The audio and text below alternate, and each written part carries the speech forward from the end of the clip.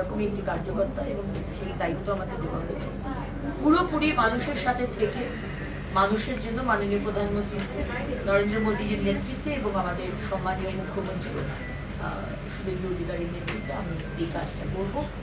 এবং মহিলাদের আজকে এই দপ্তরে যে এসেছি, সারা পশ্চিমবঙ্গের মহিলাদের এটা বলতে চাই যে নির্ভয়ে আপনার সন্তান, আপনার কাজ আপনার নির্ভয়ে করুন। 8টার পর বেরোতে পারবেন না, থানাতে গেলে থানা এফআইআর নেবে না, এই দিন শেষ হয়ে গেছে।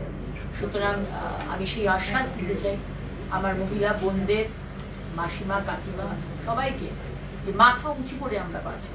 4 তারিখের পর থেকে মাথা উঁচু করে বাংলার মহিলারা বাঁচবে। দেখুন, বার্তা শুধু ইভ টিজার, শ্লীলতাহানি, তৃণমূলে ঝান্ডা হাতে বলে আমি ভয় দেখাতে পারবো, ধর্ষণ করতে পারবো, মোটরসাইকেল চালিয়ে দুপাট্টাটা ছেড়ে দিতে, ছিনিয়ে নিতে পারবো। আশা করি আপনারা মেসেজটা পেয়ে গেছেন, আপনারা যেখানেই যারা রয়েছেন।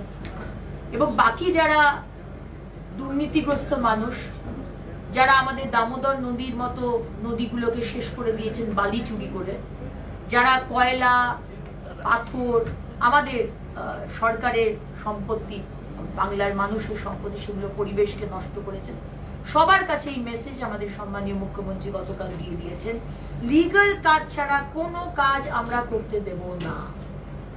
ঠিক আছে? আন্ডার দ্য টেবল টাকা দিয়ে দেবেন আর বালি চুরি করবেন, কয়লা চুরি করবেন, এই দিন আপনাদের শেষ। এবং যারা যা করেছে তার তো ফাইল খোলা হবেই, সেটা আমাদের মাননীয় মুখ্যমন্ত্রী বলেই দিয়েছে। সে অভয়াই বলুন, কয়লা চুরি বলুন, আর বালি চুরি বলুন, আর যে কোনো বিষয় বলুন। সুতরাং সতর্ক হয়ে যান। আর তাদেরকেও আমি সতর্ক করতে চাই, যারা বিজেপির ঝান্ডা নিয়ে ভাবছেন, এতদিন হয়তো তৃণমূল বা অন্য দল করতেন, আজকে বিজেপি ঝান্ডা নিয়ে ভাবছেন আপনি বিরাট বিজেপি সমর্থক বা কার্যকর্তার, আপনি এইসব কাজগুলো দেখবেন। বিজেপির সমর্থকদেরও বলবো, আর যারা সেজে আছেন বিজেপির সমর্থক হিসেবে তাদেরও বলবো, জিরো টলারেন্স টু করাপশন।